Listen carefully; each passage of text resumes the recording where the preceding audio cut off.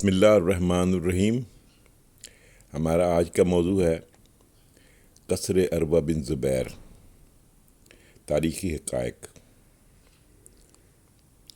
مدینہ منورہ کے اہم تاریخی آثار میں سے یہ ایک اہم آثار ہے جو حال ہی میں محکمہ آثار قدیمہ سعودی عرب نے دریافت کیا ہے۔ سب دوستوں سے التماس ہے کہ میرے چینل کو سبسکرائب فرمائیں اور بیل آئیکن دبا دیں۔ قصر عروہ بن زبیر وادی عقیق کے کنارے مدینہ منورہ کے مغربی حصے میں واقع ہے۔ یہ قصر اس راستے پہ ہے جو مسجد ذوالخلیفہ میقات اہل مدینہ کی طرف جاتا ہے اور مسجد نبوی سے تقریباً 3.5 کلومیٹر کے فاصلے پر واقع ہے۔ یہ قصر عمر بن عبداللہ نے حضرت عروہ بن زبیر مشہور تابعی جنہوں نے سیرت نگاری کی ابتدا کی تھی اور جنہوں نے اپنی مغازی ان کی آج بھی بڑی مشہور ہے، مغازی عروہ بن زبیر، حضور کی مثلا زندگی پہ یا ان کے جنگی کارناموں پہ پہلی لکھی گئی کتب میں شمار کی جاتی ہے۔ حضرت عروہ بن زبیر کی ہدایت پر یہ قصر تعمیر کیا گیا تھا اور اس کے بعد اسے آج بھی موجود ہیں۔ وزارت سیاحت سعودی عرب کی جانب سے 1433 اور 1434 ہجری تک 3 مراحل میں کی گئی کھدائیوں سے معلوم ہوا کہ قصر میں 3 صحن احاطے تھے جن کے رقبے مختلف تھے۔ 2 صحن کے ساتھ 3 کمرے تھے، جبکہ تیسرے صحن کے ساتھ 2 کمرے اور ایک باورچی خانہ موجود تھا۔ ان کمروں کا اوسط رقبہ 2.20 اور 3.20 میٹر تھا۔ اس قصر کی دیواریں ہرا یعنی آتش فشانی پتھر سے بنائی گئی تھیں جن کی موٹائی 50 سینٹی میٹر تھی۔ بعض پر مٹی کا لیپ بھی کیا گیا تھا اور بعض پر جس یعنی پلستر کیا گیا تھا۔ اس محل کے فرش بجری سے دبا کر بنائے گئے تھے جس پر مٹی اور جس کی تہ چڑھائی گئی تھی۔ علاوہ ازیں کچھ حصوں میں اینٹوں کا فرش اور آتش فشانی پتھروں کی تراشی ہوئی چوکھٹیں بھی موجود تھیں۔ قصر میں ایک کنواں بھی تھا جو حضرت عروہ بن زبیر نے قصر کی تعمیر اور زمین کی آبادکاری کے لیے کھدوایا تھا۔ اس کے علاوہ وادی کے کنارے 2 اور کنویں بئر غسیلہ اور بئر سقایا بھی موجود تھے۔ ان میں سے قصر اور سقایا کے کنویں آج بھی باقی ہیں۔ آثار قصر۔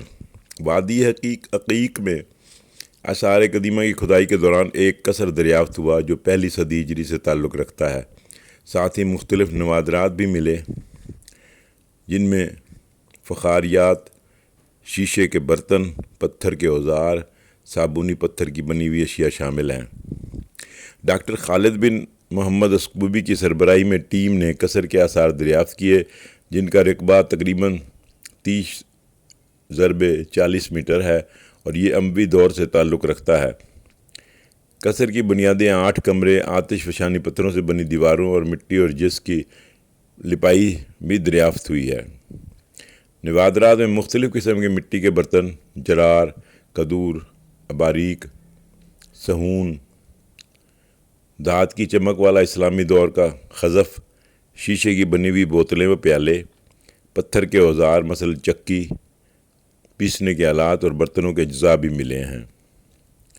بعض کے ادوار میں اس علاقے میں حجاز ریلوے کی پٹڑی گزرتی تھی اور وادی پر سد عروہ اور سد الغابہ موجود ہیں۔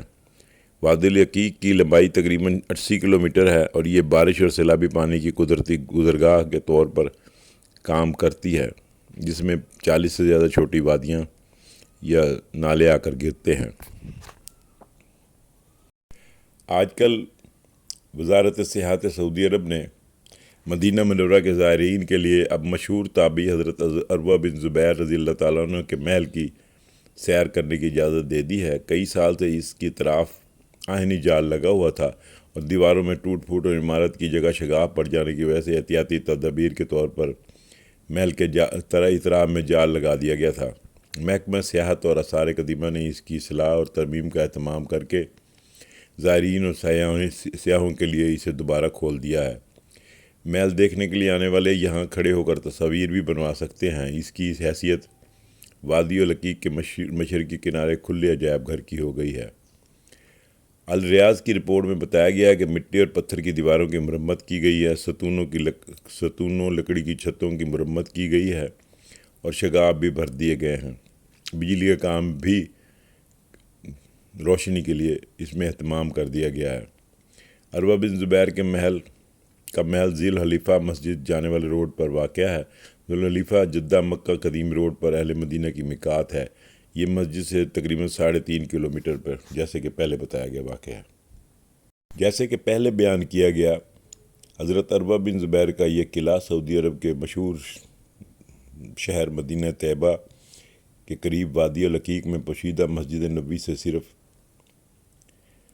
3.5 کلومیٹر مغرب میں واقع ہے۔ روایت ہے کہ حضرت عروہ بن زبیر نے ایک بہت بڑا قلعہ، ایک کھیت اور ایک کنواں بھی بنوایا تھا جنہوں نے خوات بن جبیر سے یہ جگہ تاریخ اور اسرار کا امتزاج کرتی ہے، جس سے یہ ظاہر ہوتا ہے کہ یہ کس طرح لوگوں نے صحرائی سورج کے نیچے دفاع اور بقا کو متوازن رکھا تھا۔ پرانی عمارتوں اور ان کی کہانیوں سے متوجہ ہونے والا کوئی شخص بھی یہاں سونے کی تلاش کرے گا جو اس دور کو ایک زندہ کہانی میں بدل دے گا۔ یہاں کے پتھر ایسے راز سے سرگوشی کرتے نظر آتے ہیں جو بہت کم لوگوں نے سنے ہوں، جو ماضی کی ایک سنسنی خیز جھلک پیش کرتے ہیں۔ دریافت کرتے رہیں کہ ان قدیم دیواروں کے نیچے کیا ہے، تاہم حضرت عروہ بن زبیر کی موت کے فوراً بعد اور محل سلطنت عثمانیہ کے قائدین نے اسے زیر کر لیا تھا۔ حضرت عروہ بن زبیر کا یہ قلعہ 2013 میں دریافت ہوا ہے اور کھدائی کی گئی ہے۔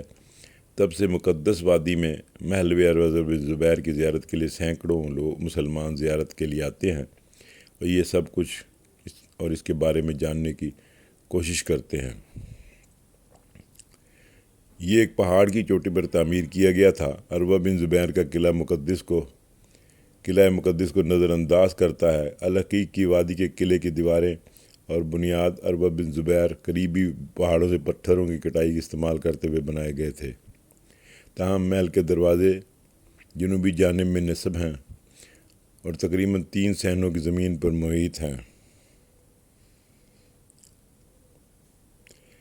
یہاں کھدائی کے فوراً بعد مورخین نے 2013 سلطنت عثمانیہ کے بہت سے آثار قدیمہ کے خزانے بھی دریافت کیے، جن میں سیٹلائٹ کے برتن، پتھر، شیشے اور مٹی کے برتنوں سے بنے ہوئے اوزار شامل ہیں۔ تابعی کون تھے؟ حضرت عروہ بن زبیر عروہ بن زبیر ان 7 فقہائے مدینہ میں سے ایک تھے جنہوں نے فقہ کی تشکیل کی ہے۔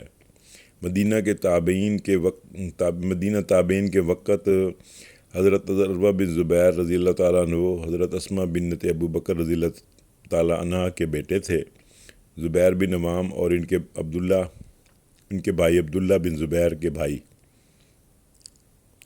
وہ حضرت عائشہ ام المومنین حضرت عائشہ بنت ابو بکر صدیقہ کے حقیقی بھتیجے بھی تھے، جو مومنین کی ماؤں میں سے ایک ہیں۔ حضرت عروہ بن زبیر غور سے مشاہدہ کرتے تھے، نبی محمد صلی اللہ علیہ وسلم اور آپ صلی اللہ علیہ وسلم کی سنت کو اپنے اعمال پر لاگو کیا۔ روایت کے مطابق حضرت عروہ بن زبیر رضی اللہ تعالیٰ عنہ انتہائی مرطوب اور گرم دنوں میں بھی روزہ رکھتے تھے اور راتیں عبادت میں گزارتے تھے۔ اللہ کی اس رحمت و برکت اور بخشش کے لیے دعا گو رہے۔ حضرت عروہ بن زبیر کی عادت تھی کہ وہ رات کو چوتھائی قرآن پاک کی تلاوت فرماتے اور اسے دل سے دہراتے تھے۔ زندگی بھر حضرت عروہ بن زبیر رضی اللہ تعالیٰ عنہ نے صرف ایک بار اس کی کمی محسوس کی۔ عروہ بن زبیر